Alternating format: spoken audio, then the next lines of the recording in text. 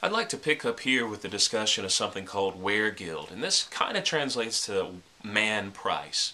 This goes back to a cultural practice that would be very, very important, uh, and it also relates to why Grendel's attack on Hrothgar's kingdom is so bad for Hrothgar. The damage that it does isn't just the body count, but weregild is basically a practice that if someone kills someone else, they can satisfy the debt that this murder creates by paying monetary price.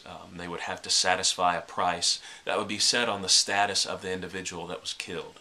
Now, if they did not pay this price to the family of the victim that was killed, whether it was on purpose or accident, it didn't matter.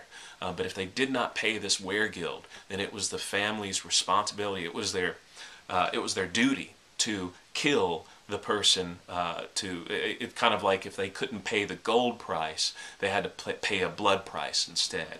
So here we have Grendel, who is killing all kinds of people, and Hrothgar, as the king of the people who are being killed, it's his obligation to avenge them by either getting monetary recompense from Grendel, which isn't going to happen, or by getting blood from Grendel, and that can't happen either because Hrothgar just isn't able to do that. He doesn't have the power. So this really does cast Hrothgar as a king in a very impotent role. He's not able to perform a duty that the rest of his kingdom would expect him to perform. And here comes Beowulf, who offers a solution to not only stop the attacks on Hrothgar's hall, Harrett Hall, but also to kill Grendel, and by killing Grendel, satisfy that weregild debt that had amassed. This is a little interesting when we look at the second main fight in the story. That's Grendel's mother. Once Grendel dies, it's interesting that Grendel's mother seems to enact her own weregild, where no payment is given for Grendel, so the mother comes back to the hall and she kills to enact her own responsibility of, they killed my son, no payment has been given, therefore I'm going to go back and kill. So this almost, I don't want to say that Grendel's mother is a sympathetic character, but it's interesting she follows the same kind of weregild rules that the society would operate with. Now I want to talk for a moment about the Watchman that is, and he's a minor character, he's almost mentioned in passing, but the Watchman who first sees Beowulf and his 14 men land, he's all by himself, and he's on a horse, true, but he just, the bravery, just the courage that this Watchman shows by just seeing these men. He has no idea who they are, but they're all together, 15 huge guys. Of course, you got Beowulf, who is larger than life. They're armed, they've got weapons, they've got armor. And he just says, you know what, I'm going to go check this out. By himself, he rides up to him and is like, hey, what are you doing here? You're armed. I'm the Watchman. What's going on here? I think this is just kind of a neat how brave this Watchman is. It's almost like here we have someone who may be just as brave as Beowulf. But I think another major role of the Watchman, it goes back to a parallel, kind of a Christ parallel that Beowulf may have. When the Watchman sees Beowulf, he knows that Beowulf is someone who is mighty, knows just by seeing him. And if you look at the New Testament, there are several people, many people, who just seeing Christ know the divinity of Christ without any kind of proof other than just as soon as they see him, they know. I think here we have someone, as soon as he sees Beowulf, he knows this is someone special. This is someone who I'm going to take to Hrothgar because this may be an end to our problems. Now, we have someone who is good, I think, in the Watchman. The Watchman demonstrates qualities that would be celebrated qualities. Then we have Unferth, who's another minor character. And Unferth is, he's minor, but he's interesting.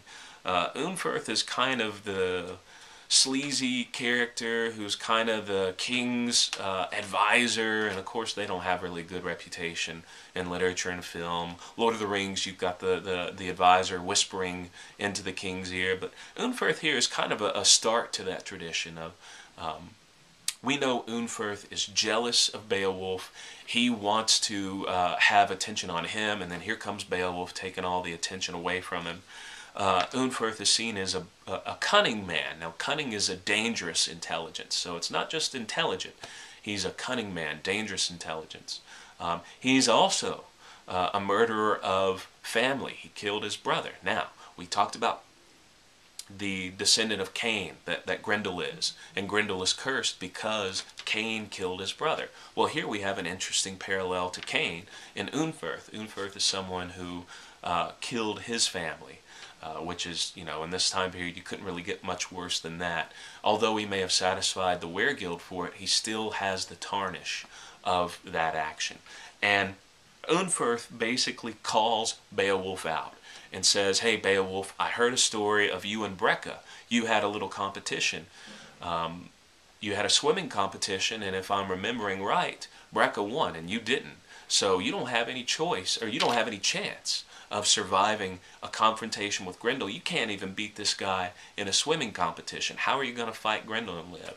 So here, Unferth really kind of throws down the gauntlet for Beowulf. And we need to look at how Beowulf responds, because he does respond, but he responds politically first, and then he responds aggressively. The first thing he does when he responds to Unferth's challenge is he gives Unferth an out. He says, what you're saying right now, I'm sure it's mainly the alcohol talking. So this is him being a little political. I'm sure everyone around had their breath held, seeing how is this going to play out, what's going to happen. But Beowulf says, you know what, I'm sure it's the alcohol talking. Beowulf then goes into how Unferth is right in some of the information that he has about the swimming competition. But then Beowulf fills in the gaps. And he takes this story of one of his failures and he twists it into a story of glory. He twists it into a story of not only did he fight sea creatures, but he also rescued innocent men in the process. So Beowulf here is able to take a story of defeat that Unferth tries to push onto him. He doesn't try to deny it. He embraces it and he tweaks it and shows how this story, even though, yes, he did not beat Brecca, he killed a bunch of sea monsters, I think 4 sea monsters, or maybe more than that, and then also saved some people from these sea monsters. So this is a way that he kind of regains glory onto himself and maybe even adds to it. And then the last thing he does is he confronts Unferth, puts Unferth back in his place and says, look, I know that you have never done anything close to what I've done, and if you had any power at all, this wouldn't be a problem. Grendel would be taken care of because you would do it. You're nothing but a kin killer, and basically says you'll burn in hell. So that's a pretty, he very effectively, I think, shuts Unferth down.